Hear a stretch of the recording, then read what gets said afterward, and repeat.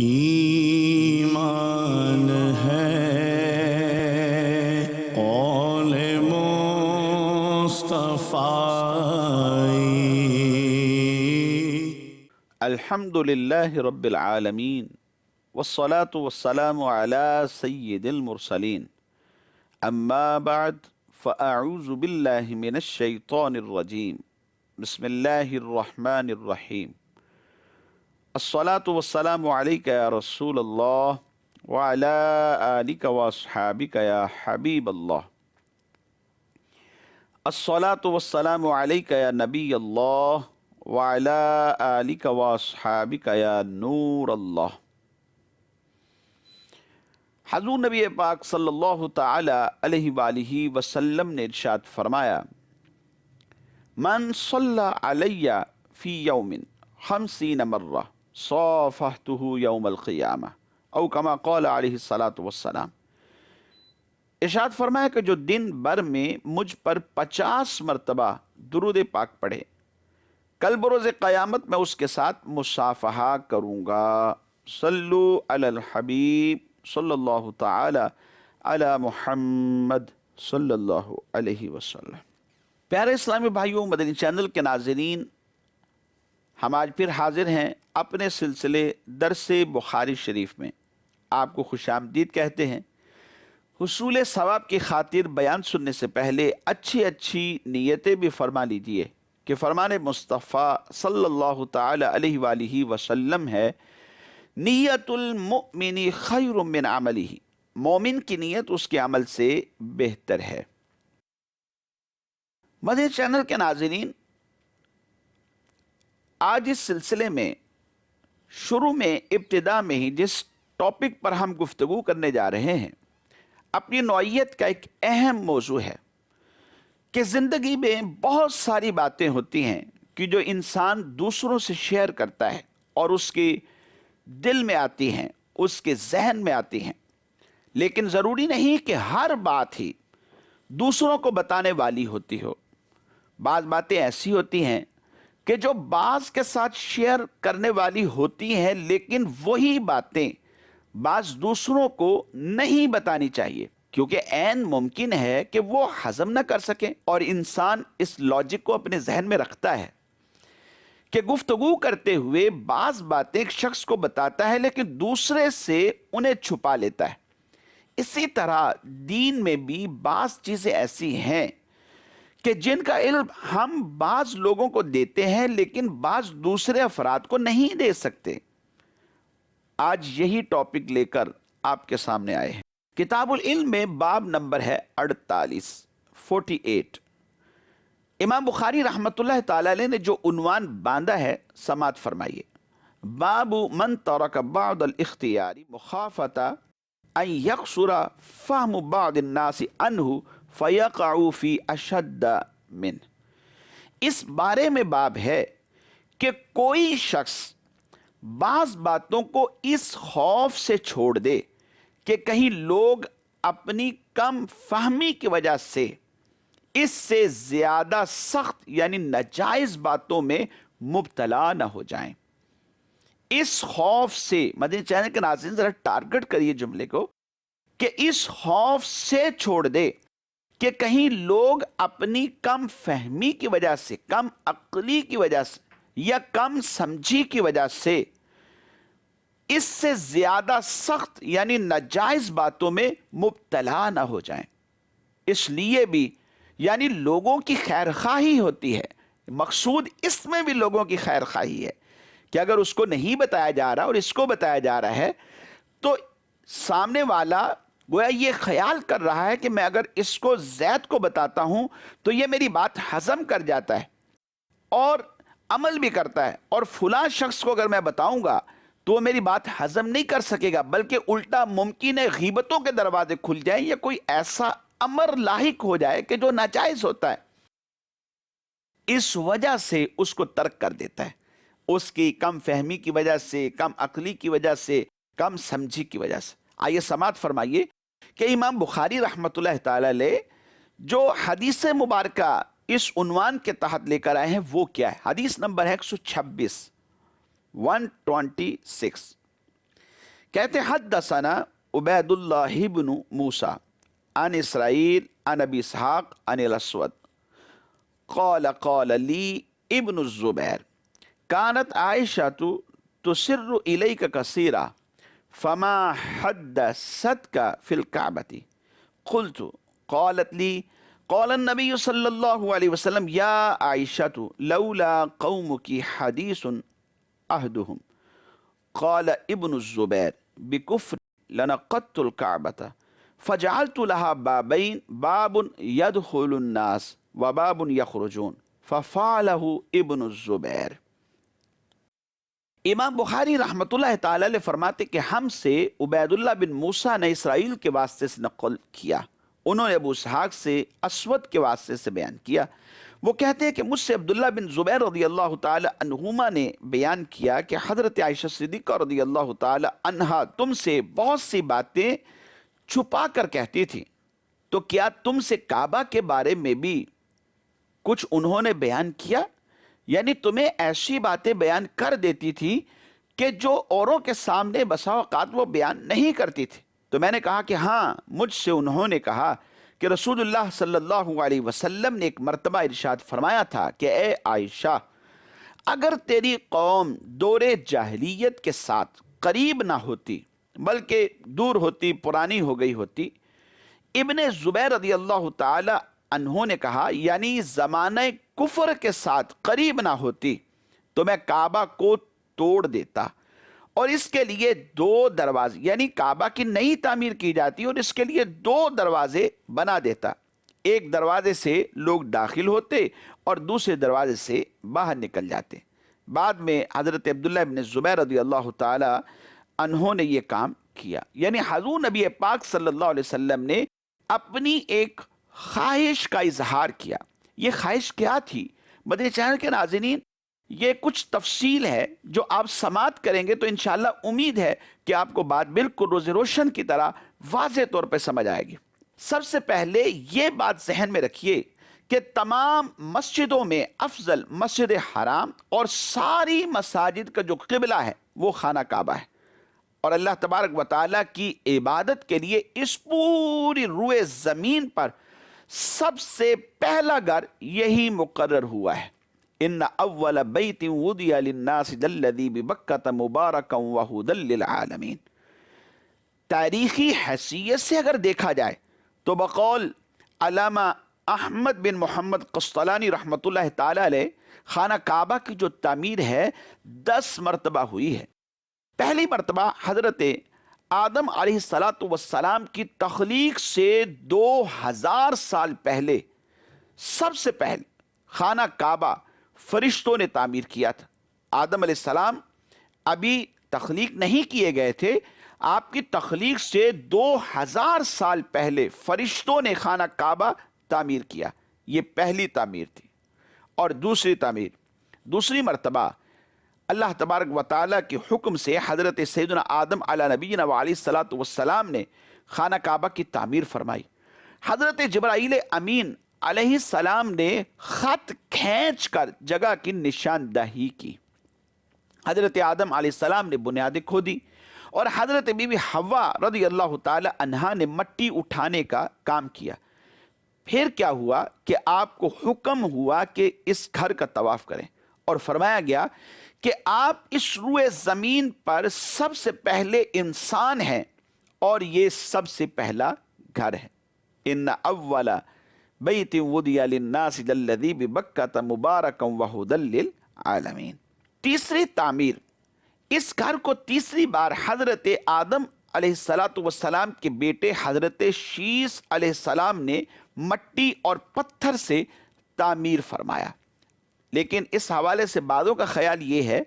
کہ انہوں نے کچھ ریپیئرنگ کا کام کیا تھا، مرمت کی تھی، باقاعدہ تعمیرات نہیں کی تھی۔ اور چوتھی تعمیر میں سلسلہ یوں ہوا کہ طوفان نوح کے وقت خانہ کعبہ کی عمارت کو آسمان کی طرف اٹھا لیا گیا اور یہ جگہ ایک اونچے ٹیلے کی مانند بالکل رہ گئی تھی۔ پھر اسی بنیاد پر حضرت ابراہیم علیہ السلام نے خانہ کعبہ کی تعمیر کی، یعنی جب طوفان نوح آیا تو آسمانوں پر اٹھا دیا گیا اور یہاں اس جگہ پر ایک ٹیلا رہ گیا، گویا ایک نشان ہے کہ یہاں پر کعبۃ اللہ تھا۔ حضرت ابراہیم علی نبینا علیہ الصلوۃ والسلام تشریف لائے، اللہ کی طرف سے حکم ہوا خانہ کعبہ کی تعمیر کریں، تو آپ نے خانہ کعبہ کی تعمیر فرمائی، جس میں پتھر اٹھا کر جو لانے کا کام تھا آپ کے بیٹے حضرت اسماعیل علی نبینا علیہ الصلوۃ والسلام نے سر انجام دیا۔ کیونکہ تاریخ یہ کہتی ہے ابراہیم علیہ الصلوۃ والسلام کو اللہ نے 2 بیٹے عطا فرمائے، اسحاق علیہ السلام، اسماعیل علیہ السلام۔ بنی اسرائیل سے جتنے انبیاء آئے سارے کے سارے اسحاق علیہ السلام کی اولاد سے تھے، اور اسماعیل علیہ السلام کی اولاد سے کوئی نبی نہیں آیا سوائے میرے مصطفیٰ جان رحمت صلی اللہ علیہ وسلم کے، یعنی اللہ کے محبوب حضرت اسماعیل علیہ الصلوۃ والسلام کی اولاد سے اس دنیا میں جلوہ گر ہوئے۔ اور جب تعمیر کعبہ کا سلسلہ ہوا تو یہی حضرت اسماعیل علیہ السلام پتھر اٹھا اٹھا کر لا رہے تھے اور اپنے ابا جان حضرت ابراہیم علیہ الصلوۃ والسلام کو پکڑا دیتے اور وہ پتھر رکھ دیتے۔ اس خاص اور عظیم تعمیر کا ذکر اللہ تبارک و تعالی نے سورہ بقرہ میں فرمایا ہے۔ 5ویں اور 6ٹھی تعمیر، خانہ کعبہ کو 5ویں بار قوم عمالقہ نے بنایا اور 6ٹھی مرتبہ قبیلہ جرہم نے تعمیر کیا۔ قبیلہ جرہم میں سے جس شخص نے یہ کام کیا اس کا نام تھا حرس بن مضاد اصغر۔ اور 7ویں تعمیر پاکیزہ نسب رسول کے خاص فرد حضرت قصی بن کلاب نے بھی خانہ کعبہ کی تعمیر فرمائی اور از سر نو بے مثال عمارت انہوں نے بنائی تھی۔ 8ویں تعمیر ہوا یوں کہ ایک عورت خانہ کعبہ کو دھونی دے رہی تھی، خوشبو وغیرہ سلگا رہی تھی، ایک چنگاری اڑ کر خانہ کعبہ کے غلاف پر گری اور پھر آگ لگ گئی۔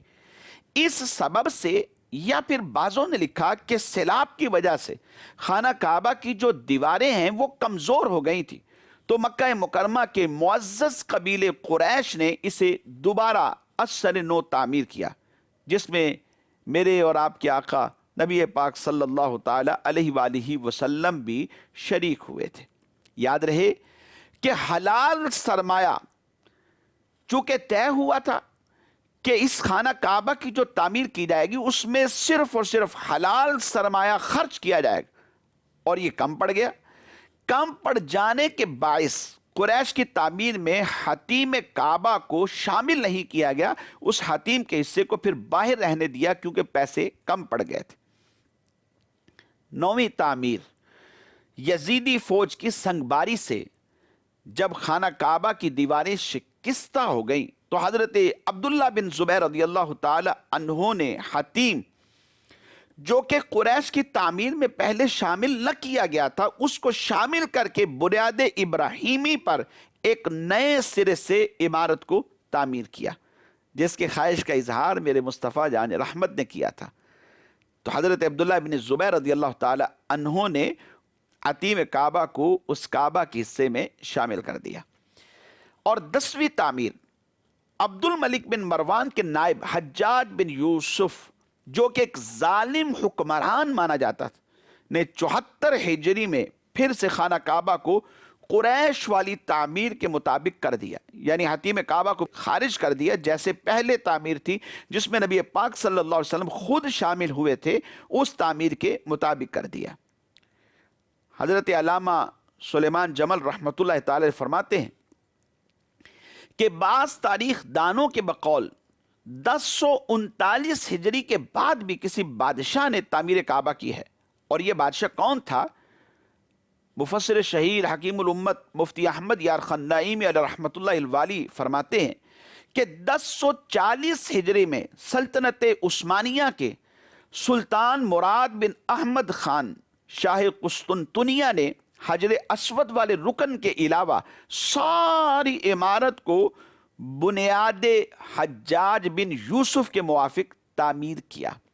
صرف اور صرف حجر اسود والے رکن کو چھوڑا، باقی تمام کا تمام جو قبلہ تھا، خانہ کعبہ کی جو بلڈنگ تھی، عمارت تھی، اسے بدل دیا، یعنی دوبارہ تعمیر کیا۔ لہٰذا خانہ کعبہ کی جو موجودہ عمارت ہے، کم و بیش 400 سال سے کچھ زیادہ عرصہ ہے، اس طرح یہ پرانی ہے۔ اس پوری تفصیل سے یہ بات بالکل واضح ہے کہ حضرت عبداللہ بن زبیر رضی اللہ تعالی عنہما نے نبی پاک صلی اللہ علیہ وسلم کی خواہش کے مطابق کعبہ کو بنایا، لیکن پھر حجاج بن یوسف نے اسے منہدم کر کے دوبارہ قریش کی تعمیر کے مطابق اسے تعمیر کر دی۔ پھر جب خلیفہ ہارون رشید کا دور آیا تو مدنی چینل کے ناظرین اس نے دوبارہ نبی پاک صلی اللہ علیہ وسلم کی خواہش کے مطابق تعمیر کرنے کا ارادہ کیا، اور پھر اس ارادے کا اظہار اس دور میں حضرت امام مالک رحمۃ اللہ تعالی علیہ تشریف فرما تھے تو ان کے سامنے اس کا اظہار کر دیا۔ تو امام مالک رحمۃ اللہ تعالی علیہ نے اس سے کہا کہ اے امیر المومنین، آپ کو میں قسم دیتا ہوں ہرگز بھی ایسا مت کیجیے گا، اور اس کی وجہ بھی بیان کی، کہا کہ ورنہ پھر کیا ہوگا کہ ہر بادشاہ اپنی ناموری کی خاطر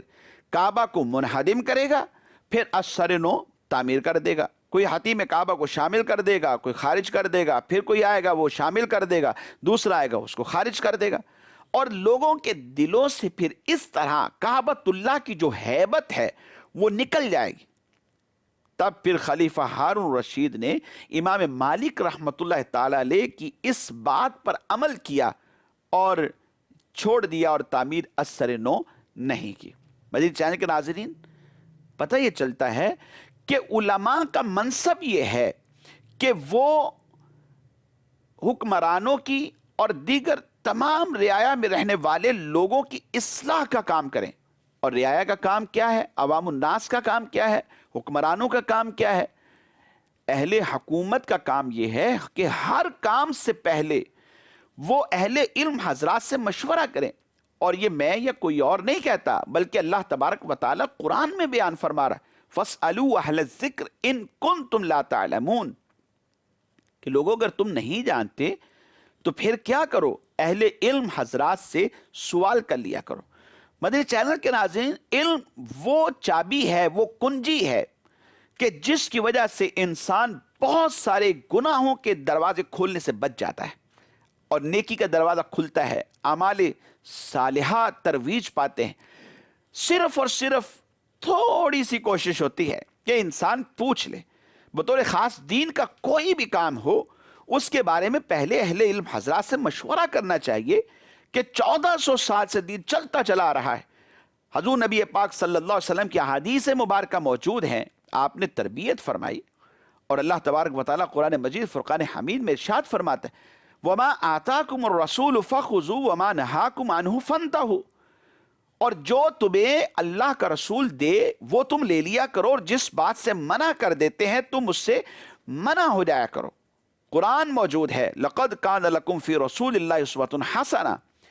رسول اللہ صلی اللہ علیہ وسلم کی زندگی ہمارے لیے ایک بہترین مثال، ایک بہترین عملی نمونہ ہے، ایک رول ماڈل ہے۔ اگر ہم اس کے مطابق زندگی بسر کریں تو بہت ساری کوتاہیوں سے بچ سکتے ہیں۔ صرف جسٹ ایک کوشش ہوتی ہے، ایک ہمت کہ انسان کسی سے مشورہ کرتا ہے، اہل علم حضرات سے مشورہ کرتا ہے۔ جب وہ مشورہ کر لیتا ہے تو مختلف آراء سامنے آ جاتی، اور جب علماء دین سے مشورہ کیا جاتا ہے تو وہ قرآن اور حدیث کو فوکس کرتے ہیں اور قرآن اور حدیث کے مطابق بندے کی اصلاح کرتے۔ یہاں پر دیکھیے، اگر خلیفہ ہارون رشید امیر المؤمنین ہے، اس وقت کا بادشاہ ہے، اگر وہ مشورہ نہ کرتا تو حضرت امام مالک رحمۃ اللہ تعالی علیہ اسے کیسے جواب دیتے؟ پھر اس ممکن ہے وہ نہ رکتا اور وہ اپنی مرضی کے مطابق اس کی تعمیر کرتا، اور یہ سلسلہ جاری ہو جاتا اور آج تک یہ جاری رہتا۔ لیکن امام مالک رحمۃ اللہ تعالی علیہ نے جب روکا تو سامنے خلیفہ ہارون رشید نے ایسا نہیں کیا کہ وہ یہ کہے کہ نہیں میں اپنی مرضی کے مطابق عمل کروں گا، جو میری چاہت ہے میں اس کے مطابق چلوں گا، بلکہ دین اسلام کے اس قائد یا دین اسلام کا درس دینے والے ایک عالم کی بات پر عمل کیا، حدیث سنانے والے ایک عالم کی بات پر عمل کیا، ایک محدث کی بات پر عمل کیا، اور عمل کرتے ہوئے اس بات سے رک گئے، اور آج بھی الحمدللہ کعبۃ اللہ کی ہیبت لوگوں کی دلوں میں موجود ہے، اور سلسلہ بسلسلہ صدیاں بس صدیاں چلتی چلی آ رہی ہیں، اور لوگ جاتے ہیں خانہ کعبہ کا طواف کرتے ہیں اور اللہ تبارک و تعالیٰ کے حکم پر عمل کرتے ہوئے نظر آتے ہیں۔ مدنی چینل کے ناظرین، نبی کریم صلی اللہ علیہ وسلم نے کعبہ کو منہدم کرنے کا ارادہ کیوں ترک کیا؟ یعنی جو قریش کے وقت میں تعمیر کی گئی تھی اور حتیم کعبہ کو خارج کر دیا گیا تھا،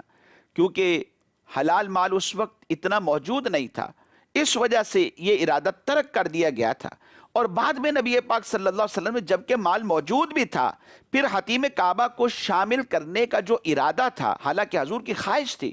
پھر بھی ترک کیوں کر دیا؟ اس کی وجہ علماء کرام یہ بیان فرماتے ہیں، شارحین حدیث نے لکھا کہ نبی پاک صلی اللہ علیہ وسلم نے کعبۃ اللہ کو منہدم کرنے کا اس موقع پر ارادہ اس وجہ سے ترک فرما دیا کہ قریش کعبہ کی بہت زیادہ تعظیم کرتے تھے، تو اگر آپ صلی اللہ علیہ وسلم یہ اختیاری، حالانکہ حضور کے پاس اختیار تھا، یہ اختیاری کام کر لیتے تو ان کے بد ظن ہونے کا اندیشہ تھا، لیکن آپ نے اگرچہ آپ کو اختیار تھا لیکن پھر بھی نہیں کیا، ان کا خیال کرتے ہوئے کہ وہ کہیں بد ظن نہ ہو جائے، اس وجہ سے آپ صلی اللہ علیہ وسلم نے اس کام کو چھوڑ دیا، ترک کر دیا۔ اگرچہ آپ کی جو خواہش تھی بالکل اس کے اگینسٹ تھی، بالکل اس کے برخلاف تھی، اور وہ خواہش یہی تھی کہ حتیم کعبہ کو دوبارہ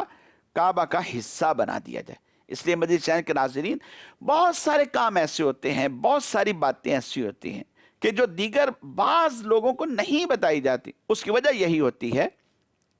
کہ کہیں ایسا نہ ہو وہ اس بات کو سن کر کسی اور ناجائز کام میں نہ پڑ جائیں، غیبتوں کے دروازے نہ کھل جائیں، چغلیاں نہ کرنے لگیں، اپنے آپ کو گناہ میں مبتلا نہ کر لیں۔ تو اس لیے ہر بات میں جو علماء کی طرف سے آئے حکمت عملی سمجھنی چاہیے، اور ہر بات کو پوزیٹیولی لیا کریں۔ ایسا نہیں کہ کسی بھی بات کو آپ نیگیٹو انداز میں لیتے ہیں تو بس پھر لیتے ہی چلے جاتے ہیں۔ مدنی چینل کے ناظرین، آئیے آگے ایک اور باب پر گفتگو کرتے ہیں۔ باب نمبر ہے 49۔ امام بخاری رحمۃ اللہ تعالی علیہ نے یہ باب باندھا کہ باب من خص بالعلم قوما دون قوم کراہیت اللہ یفہموا۔ پچھلے باب کے ساتھ بالکل اس کی مطابقت واضح ہے۔ اس بارے میں ہے کہ علم کی باتیں کچھ لوگوں کو بتانا اور کچھ لوگوں کو نہ بتانا، اس خیال سے کہ ان کو سمجھ میں نہ آئیں گی، اور یہ بات عین مناسب ہے، ایسا ہونا چاہیے، جیسا کہ میں پہلے گفتگو کر رہا تھا۔ یعنی بسا اوقات ایسا ہوتا ہے کہ چند سمجھدار لوگوں کو ایک مسئلہ بیان کر دیا جاتا ہے، اور کم علم یا نا سمجھ افراد کو حکمت عملی کے پیش نظر وہ مسئلہ بیان کرنے سے گریز کیا جاتا ہے، انہیں نہیں بتایا جاتا۔ حضرت مولا مشکل کشا مولا المسلمین علی المرتضی شیر خدا رضی اللہ تعالی عنہ فرماتے ہیں، حدث الناس بما یعرفون اتحبون ان یکذب اللہ ورسولہ۔ حضرت علی رضی اللہ تعالی عنہ کا ارشاد پاک ہے کہ لوگوں سے وہ باتیں کرو جنہیں وہ پہچانتے ہیں، حدث الناس بما یعرفون، لوگوں سے وہ باتیں کرو کہ جن کو وہ پہچانتے ہیں، جو ان کی سمجھ کے قریب ہیں۔ اور فرمایا اتحبون ان یکذب اللہ ورسولہ، کیا تمہیں یہ بات پسند ہے کہ لوگ اللہ اور اس کے رسول کو جھٹلا دیں؟ یعنی لوگوں سے بات کرتے ہوئے جو چیزیں معروف نہیں ہوتی، یعنی عرف میں رائج نہیں ہوتی، وہ چھوڑ دی جائے، ان کا بیان ہی نہ کیا جائے۔ اس کی وجہ کیا ہے؟ فرمایا اس کی وجہ یہ ہے کہ کہیں ایسا نہ ہو کہ یہ اپنی ناسمجھی اور کم عقلی کی بنا پر ان چیزوں کا کہیں انکار نہ کر دیں۔ مدنی چینل کے ناظرین، آپ نے ایک مقولہ سنا ہوگا، کلم الناس علی قدر عقولہم، کہ لوگوں سے جو کلام ہے ان کی عقلوں کے مطابق کرنا چاہیے۔ اس لیے جب کسی سے بات کرتے ہیں تو ضروری نہیں کہ ہم انگلش ہی بولتے رہیں اور سامنے والا شخص انگلش جانتا نہ ہو، ہم اردو بولتے رہیں وہ پنجابی سمجھتا ہو، ہم وہاں فارسی بولنے لگ جائیں، عربی بولنے لگ جائیں اور اسے اردو بھی صحیح طرح سے نہ آتی ہو، تو سامنے والے کی عقل کے مطابق بالکل آسان فہم گفتگو کرنی چاہیے۔ نبی پاک صلی اللہ علیہ وسلم کا طریقہ بھی یہی تھا۔ اللہ کریم ہم سب کو سنت پر بھی عمل کی توفیق عطا فرمائے، آمین بجاہ النبی الامین صلی اللہ علیہ وسلم۔ ایمان ہے قول مصطفیٰ